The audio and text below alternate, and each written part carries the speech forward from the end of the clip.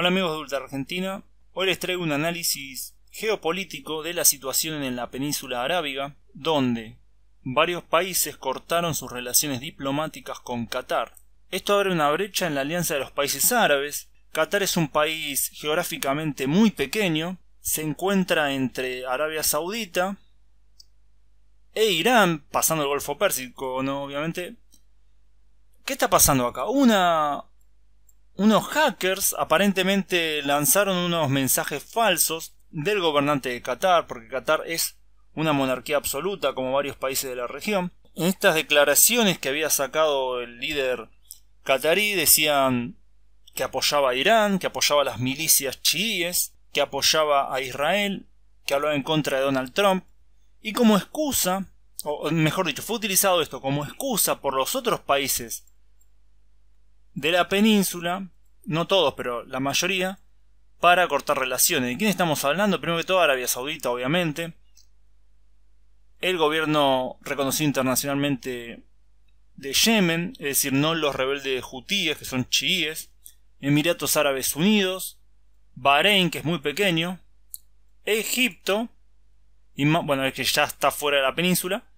Y más allá, Libia. Omán se quedó al margen del conflicto. Por ahora no se metió. Pero ¿qué lleva a estas medidas? No, primero fue Arabia y Bahrein, que cortaron relaciones diplomáticas, expulsan a los diplomáticos y le dan 14 días a los ciudadanos cataríes para salir del país.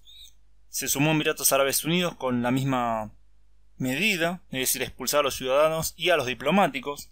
Tenemos que se fue sumando Egipto, Yemen y Libia también a la ruptura de relaciones diplomáticas con Qatar. Qatar es un país muy rico, es el país que tiene mayor riqueza por habitante del mundo. En los últimos años expandió su infraestructura tremendamente, pero todavía depende en gran parte del comercio con Riad, es decir, con Arabia Saudita, para recibir alimentos. 40% de los alimentos vienen por vía terrestre. Qatar también es sede de Al Jazeera, el poderoso medio árabe, que viene teniendo mucha influencia en la región y que varios gobiernos de la región también están bastante en contra, porque Al Jazeera tiene una línea más reformista, más abierta, en comparación a las monarquías absolutas y wahabistas de la zona. Estamos hablando de 2,7 millones de habitantes. Ya lo dije, un país geográficamente pequeño, con pocas personas, pero muy rico, con una infraestructura nueva en muchos aspectos, y que internacionalmente se viene alineando con el eje norteamericano, con Arabia Saudita, con ellos, forma parte inclusive de la coalición que combate a los rebeldes hutíes en Yemen. Es decir, Qatar no es un país para nada independiente en ese sentido, sigue la línea de Arabia Saudita, sigue la línea de Estados Unidos. Pero ¿qué pasó? Ahora con esta crisis se lo expulsó de dicha coalición, por lo que los rebeldes hutíes tienen un enemigo menos. Es muy extraño porque esta vez fue expulsado por los enemigos de los hutíes, no los hutíes. Los hutíes están combatiendo en Yemen todavía, están en una situación difícil, pero están ahí.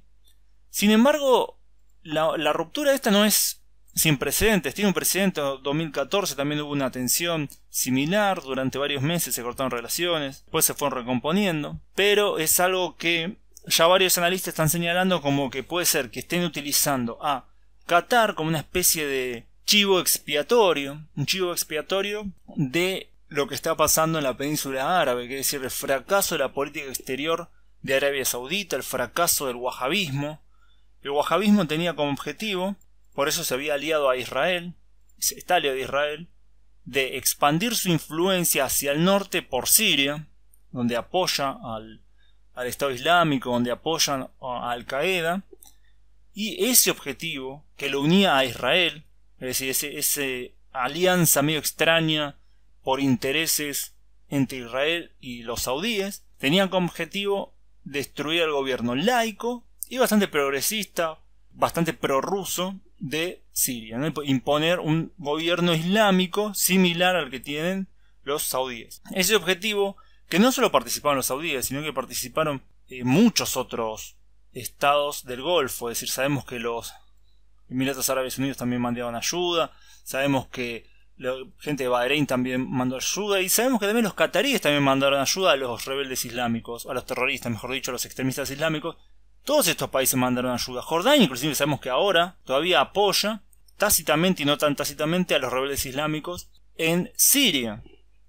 Pero digamos, más allá de apoyar a terroristas, la política exterior de Arabia Saudita no tiene mucho sentido. No tiene mucho sentido. A pesar de tener un gran poder, a pesar de ser una potencia petrolera, a pesar de las ventas de armas que se le hacen constantemente desde Estados Unidos y otros países occidentales, Arabia Saudita viene fracasando en su política exterior. Viene fracasando primero que todo. Obviamente, voy a poner un mapa un poquito más grande. En Siria, que era uno de los objetivos que tenían. Siria, fracaso. Yemen, un fracaso. Tienen los rebeldes hutíes ahí en su frontera.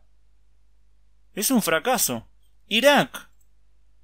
¿Cuál es el juego de los saudíes en Irak? Irak es hoy en día un territorio en disputa y que probablemente, y que es más probable que caiga bajo la influencia iraní que bajo la influencia saudí. Más teniendo en cuenta la demografía de Irak, que la mayoría son chiíes. Y que bueno, Arabia Saudita jugó el juego de sectarizar su política exterior, sectarizarlo, dividir entre chiíes, suníes y eso, y bueno, ahora está recogiendo lo que sembró, que fue una muy mala idea hacerlo. Entonces tiene un fracaso en Siria, un fracaso en Irak, hay que decirlo, fue un fracaso.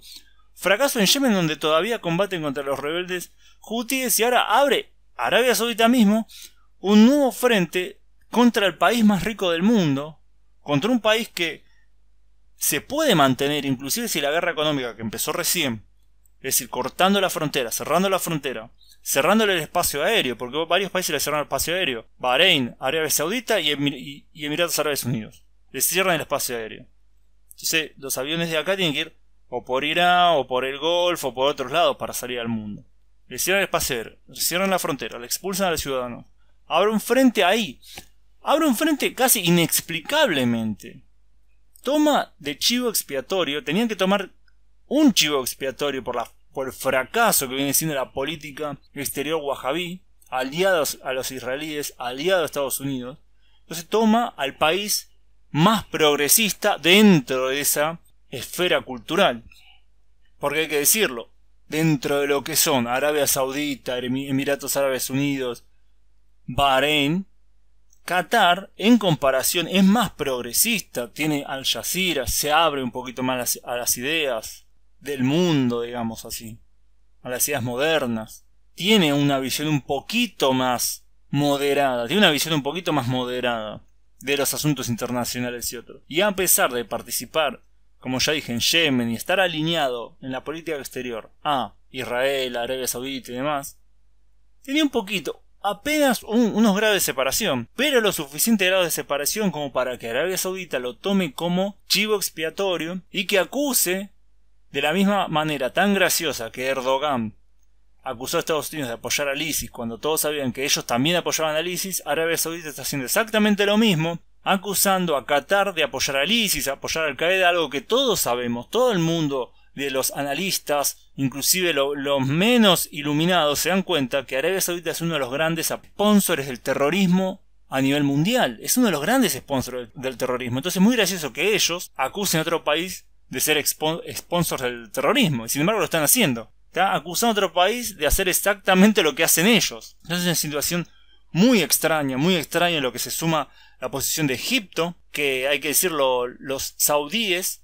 apoyaron más a los militares egipcios que a la hermandad musulmana que gobernaba ahí. Apoyaron más a los militares, con los que ya tenían tratos y demás.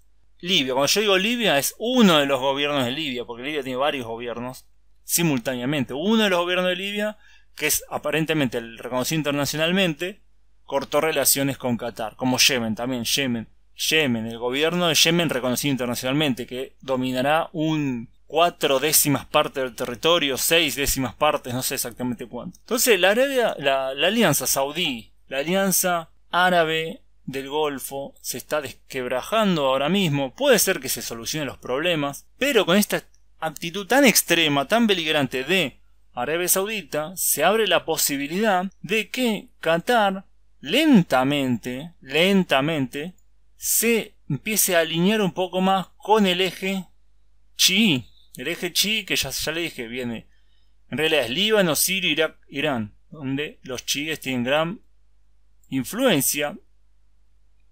Obviamente los hutíes en Yemen. Y se abre la posibilidad de que Qatar empiece a normalizar sus relaciones con estos países. Empieza a normalizarlas.